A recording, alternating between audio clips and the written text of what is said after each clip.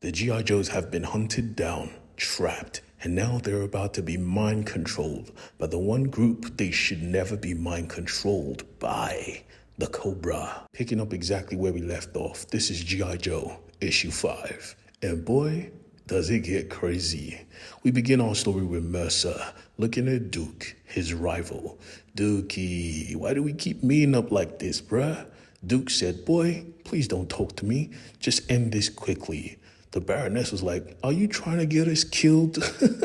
Mercer honestly found all of this comedic. Get over here. Say hello to the boss. And Destro, with his shiny dome, was ready to greet him. Hello, Duke. Nice to see you alive. Want to tell me how you knew about our operations? Duke said, nah, no thank you. And Mercer just began the beating. The beating was crazy. Every single punch broke something, drew blood.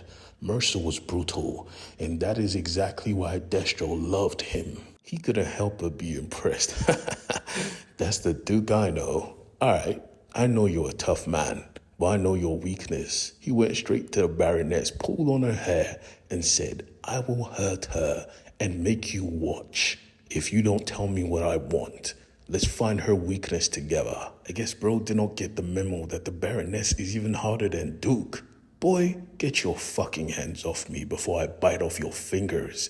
He was entranced. In one panel, you could tell, yeah, she hit a button he never knew he had. The chameleon, his current girl, said, hey, lover, do you want me to put a bullet in her brain? He said, nah, leave her be. We just need the information. But from the corner of the room, they just heard laughter.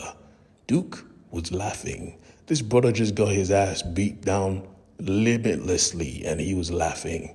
Destro was curious. What's funny, Duke? He replied, you just gave yourself away. I have the perfect man, one who always comes in the clutch. Destro was confused. Clutch. As he turned to his side, he saw his own tank revving up, souped up and supercharged with energon, and Clutch was at the wheel. He said, oh no. Clutch said, oh yes, and he unleashed a hailstorm of freaking laser attacks, the same laser that killed rock and roll. It was tearing everyone apart. Destro must have thought he was bulletproof because he would have died if not for Mercer.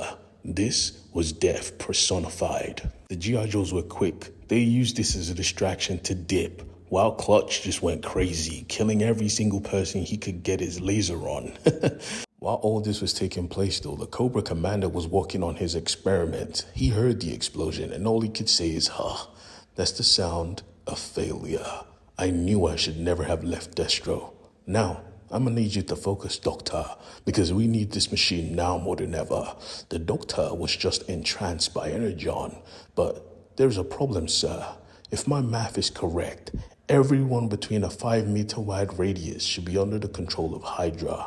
But everyone that is close enough to 1 meter will get their memory erased. Are you sure it's worth the risk? The Cobra commander did not even think twice. He said, boy, let that shit fly. He had the same idea as his forces because they let rocket launchers fly. Now the tank was out of commission. Destro wanted every single G.I. Joe member put down, and Clutch was never going to let that happen. They were surrounded, yes, but they were still the Joes. We fight till the last man. Are you with me? And all of them said, of course, for rock and roll. Now, let's fuck these guys up. And even Destro was like, they are mad. Because honestly, they had no weapons, no nothing. And still, they were dropping bodies one by one. The Baroness was butchering people, bruh. Even Clutch was doing his thing. The man of the hour was Stalker, because the second he got a shotgun, he was dropping suckers left and right. Risk, on the other hand, was getting his ass beat. I mean, he never lost, but he was bleeding like a motherfucker. Duke saw this and said, aye, we out.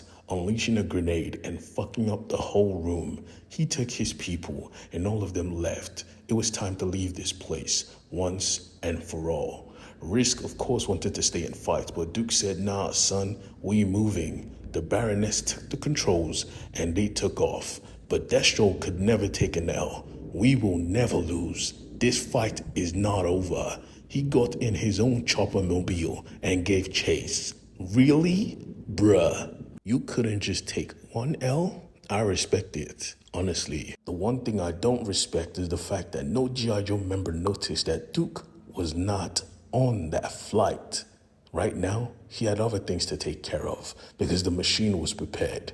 Now, the Cobra had a machine that could let them control any human mind on the planet, and they were going to use it. But first, they needed to test it out. So the Cobra commander put the doctor inside the machine he held perfect. How cold-blooded. Homeboy was literally begging, but the Cobra commander said, if you die, you die. But this has to work. So pray, doctor. Pray it works. As he turned it on, he watched the doctor scream. But then he got a call because they were supposed to move out. But Destro, his right hand, was not even in the building. He was pissed off. Pathetic. I'll handle the transport myself. But before he could even move, he heard a click, click. There was a gun on his temple. Someone was in this room, and the person was close.